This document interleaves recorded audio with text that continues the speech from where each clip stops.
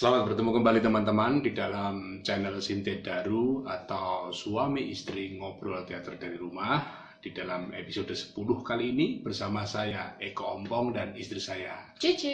Iya, seperti biasa kita akan ngobrol tentang teater sebagai bagian dari work from home selama pandemi COVID ini. Dan istri saya akan bertanya, saya menjawab. Tentang apa ini sekarang? Oh, teater dan masyarakat. Oke, pertanyaannya, Oh, apa arti penting masyarakat bagi teater? arti penting masyarakat bagi teater.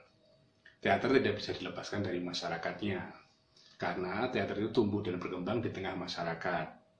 Jadi semua perkembangan, perubahan, dinamika masyarakat sangat mempengaruhi teater itu sendiri. Bahkan Lev Alexem mengatakan bahwa definisi teater itu tidak bisa tetap, tidak bisa stabil, tidak bisa konstan karena mengikuti perkembangan masyarakat tersebut. Itu inti dari pentingnya masyarakat bagi teater.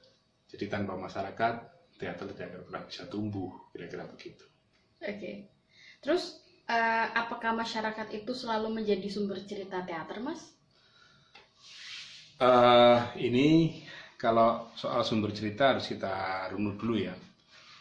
Dari zaman dulu itu kan ini mengacu ke teater barat.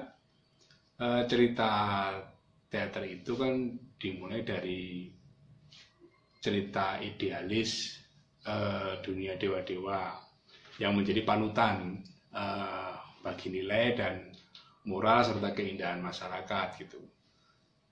Jadi masyarakat di sini diminta untuk menerapkan, meresapi, memahami nilai-nilai tersebut.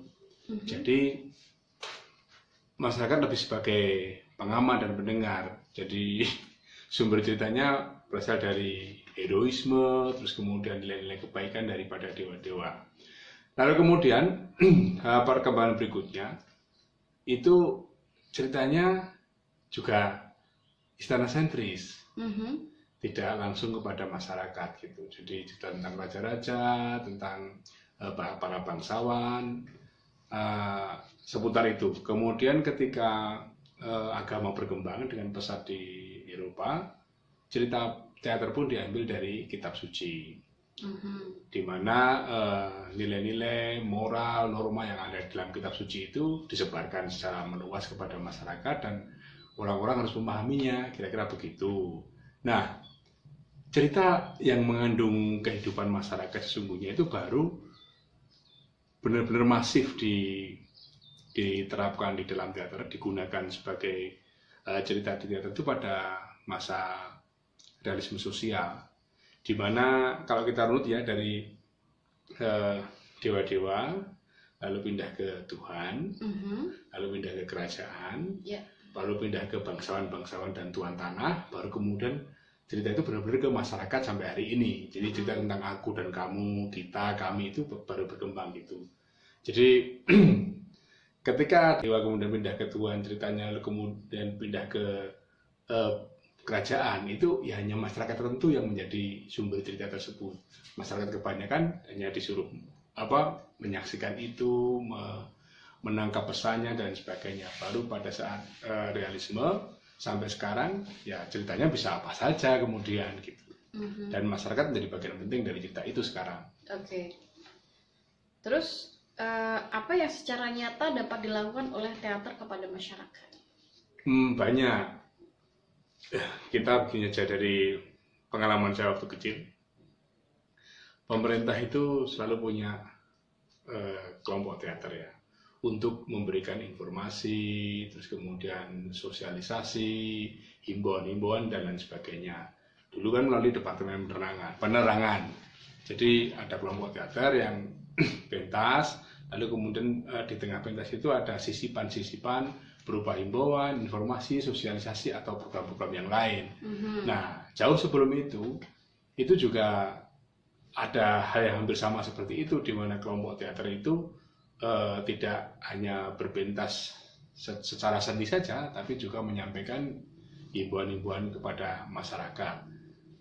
Di zaman abad pertengahan di Eropa pun juga sama. Sewaktu agama berkembang pesat, ketika cerita itu masih diambil dari kitab suci, itu banyak kelompok teater, bahkan mereka membuat teater kereta yang berjalan gitu, berhenti di depan rumah atau kompleks perumahan, yang kemudian pentas di situ. Jadi pemainnya itu ada di dalam kereta itu, settingnya, kostumnya, semuanya di situ, dan dia datang dari kompleks ke kompleks untuk menceritakan itu, untuk mengabarkan keindahan, mengabarkan kebenaran, mengabarkan moral yang ada dalam kitab suci. Jadi banyak sekali yang bisa diperbuat teater kepada masyarakat. Nah, rupanya di dalam perjalanannya ke depan, ketika teater sudah masuk ke dalam industri modern ya, di mana ada gedung, kemudian penontonnya datang, masyarakat datang untuk melihat,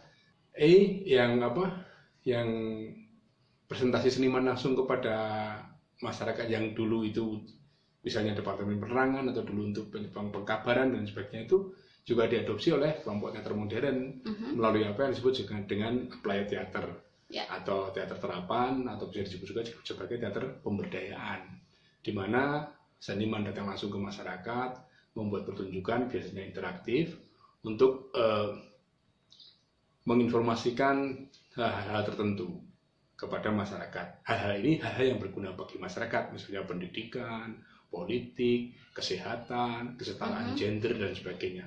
Jadi itu yang bisa diperbuat teater kepada masyarakat dari dulu sampai sekarang ya. Oke. Terus dapatkah masyarakat itu terlibat langsung dalam teater? Dapat. Kalau kita membaca kembali Pak Kasim Ahmad itu dalam teater tradisional Indonesia, kan juga dalam sejarah teater barat, bukunya Pak Yaakob Sumarjo, itu kan teater lahir dari ritual keagamaan. Nah, ritual pasti kan masyarakat terlibat, baik menyiapkan, baik bekerja sama, kemudian baik mereka juga sebagai pelaku. Nah, di sini masyarakat terlibat secara langsung, bahkan yang bukan aktor pun harus juga ikut bermain gitu, karena ritual kan satu rangkaian gitu, di mana bidang-bidang, bagian-bagian itu dibagi habis kepada masyarakat sekitar, sehingga semuanya terlibat. Itu. Nah, kalau ditanyakan apakah sekarang seperti itu masih ada, ya masih. Dalam ritual keagamaan masih, misalnya drama-drama liturgis, perayaan di gereja itu masih seperti itu, di mana masyarakat gereja itu juga melakukan teater gitu. Dan artinya bukan aktor, bukan enggak. Jadi yang drama-drama liturgis itu, perayaan keagamaan itu disajikan peristiwa teatrikal seperti itu. Terus kemudian di dalam kebudayaan kita misalnya tradisi ruatan. Tradisi ruatan itu biasanya kan menggunakan wayang. Nah, di sini semua terlibat masyarakat itu, mulai dari pertama kali menyiapkan upacara itu sampai selesai. Nah, mereka terlibat sesuai bidangnya masing-masing. Jadi masyarakat terlibat langsung itu sudah ada sejak tradisi teater itu lahir. Karena itulah maka teater lahir di masyarakat, masyarakat juga ikut menciptakan teater.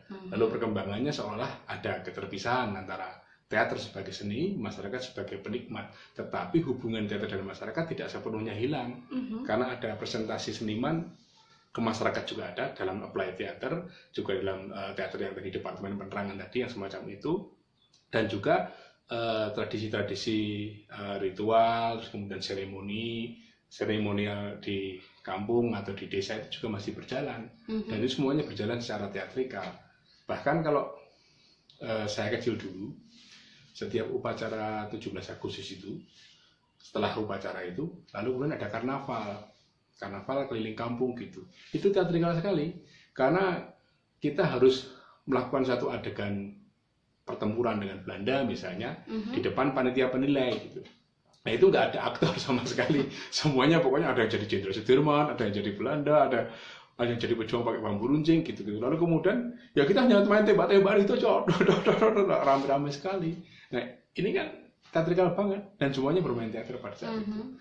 Nah, konsep-konsep seperti ini, di mana masyarakat dan peristiwa teater itu menjadi satu, itu kemudian menjadi konsep yang disebut di dalam teater modern teater tanpa penonton. Padahal sesungguhnya itu sudah ada sejak zaman dulu.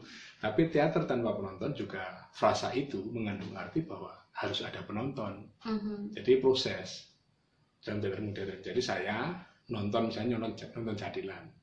saya penonton, jadilannya main. Ketika peristiwa atau pertunjukan jadilan memuncak, semua pemainnya intens, kesurupan, lalu pemain-pemain itu menghambur ke tengah penonton, maka jadilah semua itu bermain. Ya, penonton itu kemudian menjadi heboh, lari ke sana kemari, takut dikejar-kejar gitu kan, itu menjadi bermain. Nah, konsep seperti ini kemudian diadopsi terutama di teater terapan menjadi teater tanpa penonton, tapi bukan berarti tanpa penonton. Jadi prosesnya dari penonton, kemudian penonton terlibat, penonton menikmati, akhirnya menikmati keterlibatannya, akhirnya penonton ikut bermain. Itu kalau play teater umumnya kan teater interaktif. Karena interaktif, penonton terlibat dalam permainan. Kalau melibatnya terlalu intens, sangat intens, itu kan kemudian nggak ada jarak antara pemain dan penonton. Kira-kira begitu. Nah, jadi keterlibatan teater dan masyarakat dan teater itu sangat erat sekali. Kira-kira seperti itu.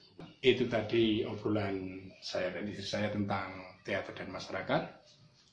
Sampai sekian episode 10. Kita bertemu di episode berikutnya. Tetap semangat, tetap berpikir positif, dan tetap bekerja. Terima kasih atas perhatiannya.